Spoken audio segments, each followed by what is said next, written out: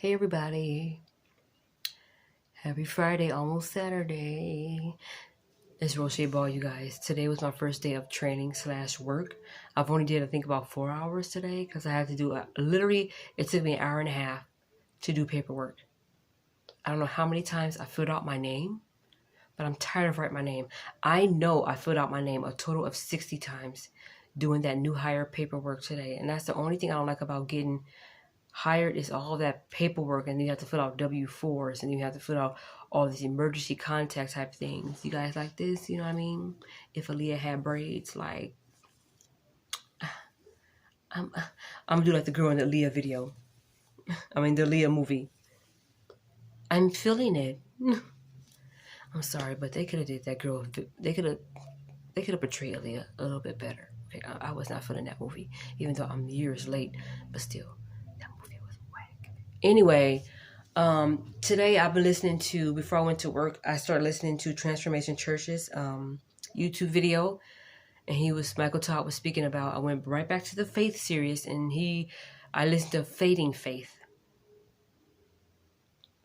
And I used to always be told, oh God, why, la, la, la. Oh, you're not supposed to question God. So I was like, okay. But when you're really concerned, who can you talk to? When you have questions you really want answers to, who can you talk to? Your girlfriend? Your boyfriend? Your boss? Yourself? No, because ain't nobody gonna answer the way you need. Ain't nobody gonna give you the answer you need. So I talk to God. And yes, I do question God. But I don't question him in a way that challenges his authority. It's more like, Lord, like, is there something wrong with me? Or is there something wrong with us? What are we doing or not doing that's stopping us from getting our house that we wanted?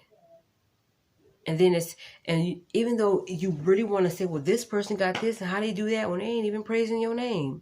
And it's hard for me not to look at other people's situation. But my mom said, don't do that because you never know what they did to get in those situations, you know. Some people try too hard to keep up with the Joneses, and whatever they got is not really genuine. But I know my sister and I were really trying, all of us, my mom and my sister up here, and my sister down in the valley, we're all trying, you know. So I just got to pin off my credit card. I don't think I have any credit established good enough. So I have to, I was thinking about working on that. So that way, when it is time for us to buy a house, I don't want to be hasty. That's the thing. If we need to be in an apartment for like maybe a year or so to kind of work on our credit, I can build mine or whatever, then get a house from there. Then that's when I would rather do that, because I don't want to jump ahead and get a house. Then I started thinking, Lord, what is it meant for me to be up here? My sister down here, what do you want us to do? Rent is way too high down here, so I don't want her down there. I don't want her to be stressed, you know, work stressed. I don't want her to be home stressed, just life. I don't want her to be stressed at all. I understand sometimes she need her, you see what I'm saying? Because right now, I know she has more space being there with just her and the boys. So I just pray, God, you give her peace and strength, you know, and my nephews as well. And yesterday I had a moment to where I was missing my sister and her two boys, my nephews. And today I'm missing my daughter, Kiwi. Now it's gonna take, you know, I don't want to say take a while, but it's gonna take maybe a minute or two or whatever to adjust being over here and away from them. Because I've been living with my oldest sister. We've been living together since November 2015. And we moved together at that awful house for about a year and a half. And then we moved to the new place. We got our own place almost for 3 years. This October 20th will be 3 years since we've been living together in our own place. My first apartment, her third. You see what I'm saying? So I feel like the stuff. Okay? And stuff is not really the S word I want to use, but I felt like the stuff. Because I was thinking, wait. We always had to carry you, Tiffany. Never wanted to work, Tiffany. Never wanted to go to school, Tiffany. Got an apartment. So I feel like the stuff.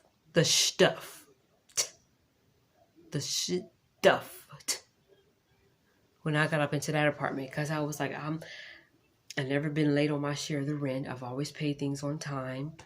I paid off all my credit card. I was really doing some adult grown things except drive, okay? And I was very, very, very horrible with saving money. You can't get me to save a dime, literally. So, but then being denied twice of getting our own place, it's heartbreaking.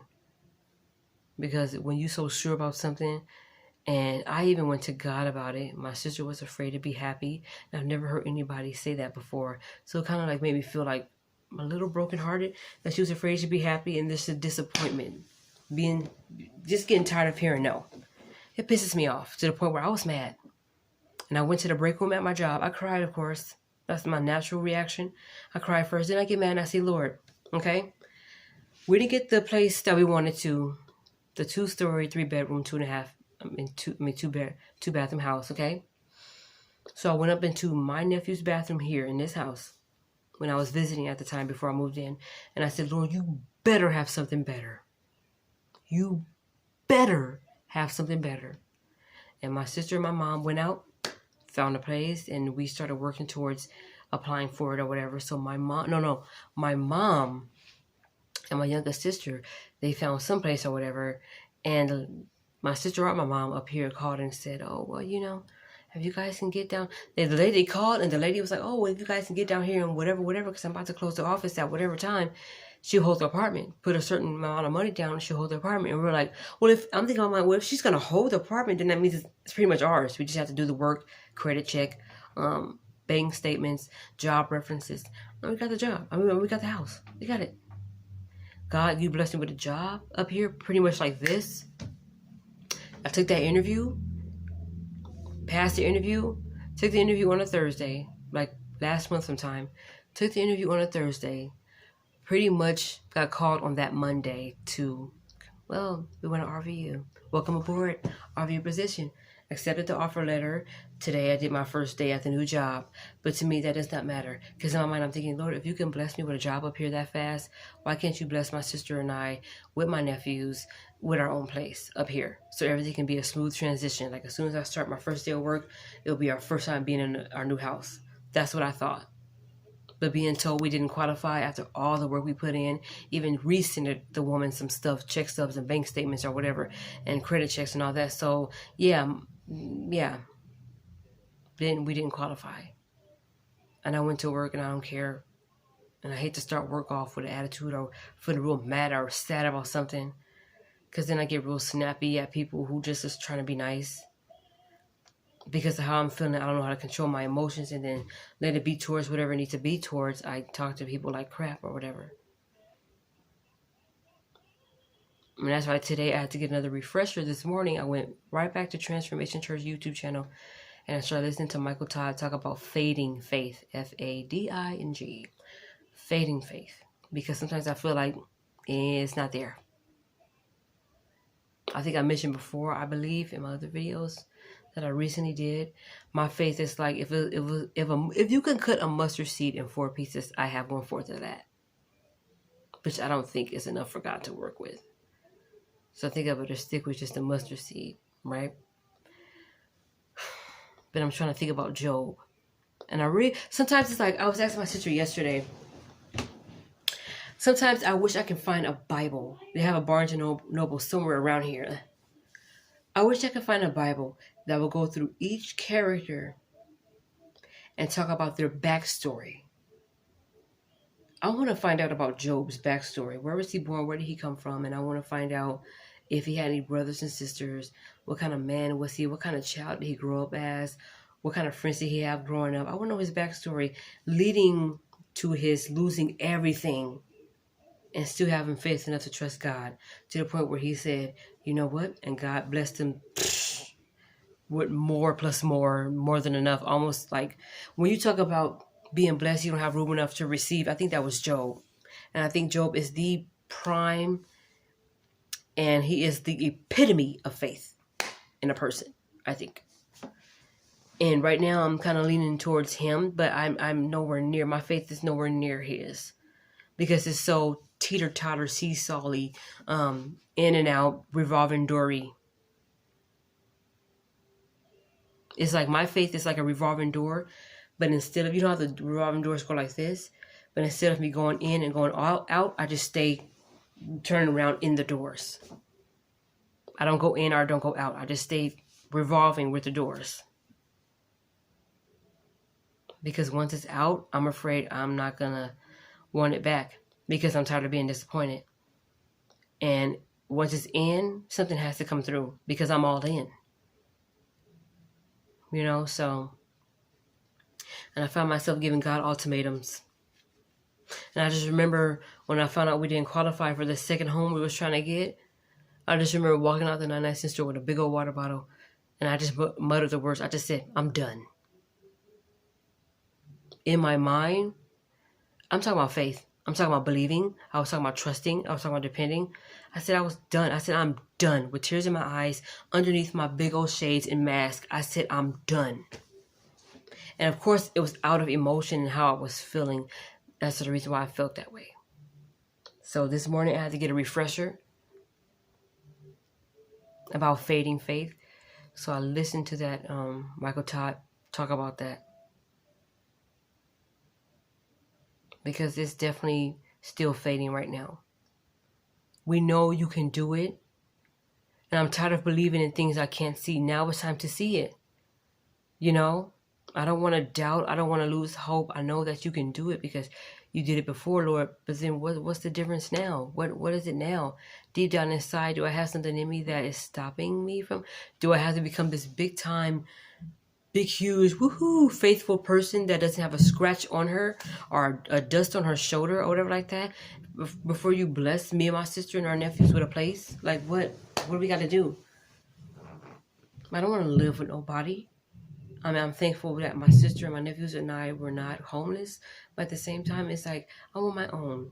When you're used to having your own, it's hard for you to adapt and deal with being under a roof to where it's somebody else's rules. They can get comfortable here because it's their home.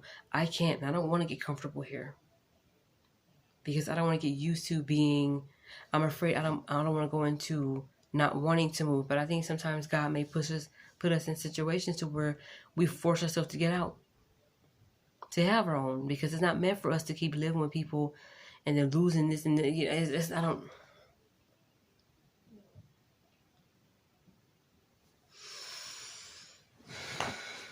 Just trying to deal with it, you guys. It's going to take a minute for me to adjust, but I don't want to get comfortable.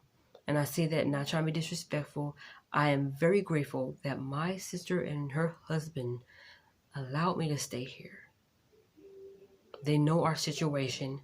They know I'm working. I'm going to be clean and contribute to whatever needs to be done around here. You know, people got rules everywhere. You see what I'm saying? So that didn't bother me. What bothered me is that I just went from having my own to now I have to adapt to not having my own again. And it's almost like I'm renting a room, but not really, but I get that feeling sort of kind of. But the difference is this is my family. My mom's here. 4 of my nephews is here. My sister is here. My brother-in-law is here. Their dog James is here, which I'm getting mighty used to. After he tried to, I don't know what he was trying to do. I think he was trying to tap my coochie or something. I don't know what's going on. I went outside a couple weeks ago to go on a trampoline just to sit there because I wasn't going to jump. He went crazy when I tried to get on a trampoline. And my sister and my brother-in-law said, yeah, he goes crazy when people try to get in the trampoline. So he did some kind of, he kept doing a lot of jumping at me and going at me. And then in my private area, he was like, I was like, what's going on, homie? What's going on? And I was like, and I had him by his collar. I was like, Christian. Calling my sister, all the windows were closed. My oldest sister heard me. And she went outside. And he was acting a little strange with her.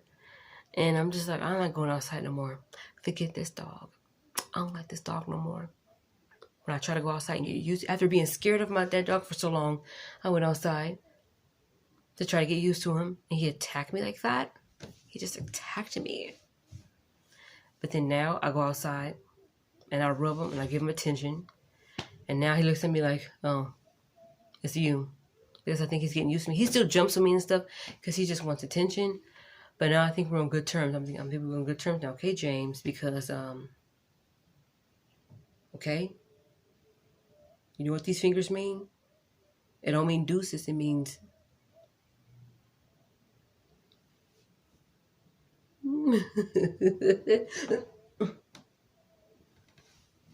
What is it? I think that's the most popular part in that movie, The Color Purple. That and to you to Harpo to beat me. I'm sorry. Yeah. I don't know why Miss Sophia was not able to take Harpo. She's like a football player. You could have Bill Goldberg his behind right in the cornfield. What are you talking about?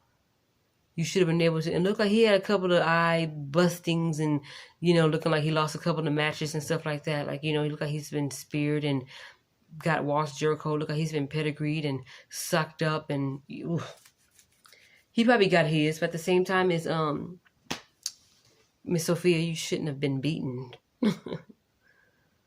There are some bodybuilding women out there that will lay somebody out, make somebody a fried egg. Miss Sophia, you should have made Harpo into a fried egg. Same way you punched that lady in that hole. Well, after she slapped you, after calling you a big old heifer, you could have did that to Harpo. What? Okay. Yeah. So, yeah. I'm just going to end this video because I'm just blabbering, not even saying much. Just want to let you guys know where I am. Headley. And that's it. I'm going to keep listening to the Transformation Church every morning. Whether it's I'm getting ready for work, getting ready for the day. And I'm going to keep that energy going because I don't want to start my day off with junk. You're not even thinking about the fact that, it's still going to be in my mind that we got rejected twice. But with all this stuff that's going on in the world with the pandemic and with the senseless killing going on, to stimulus or not to stimulus, whatever, I'm forgetting about that because it's not going to happen. I don't know. Let me just, whatever. But the point is, I'm trying to get my faith on track and I'm trying to still believe that there's a light at the end of the tunnel. But I'm tired of being at this end of the tunnel and looking at the light way down there.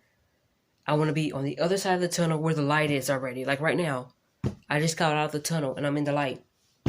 So where my stuff at?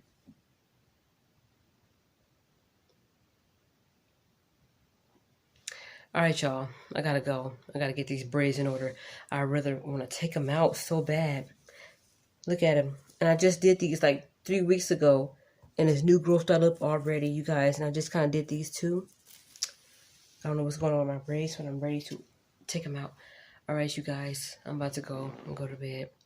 But I'm finna watch a couple of episodes of Saved by the Bell, the college years. Because Bob Golick.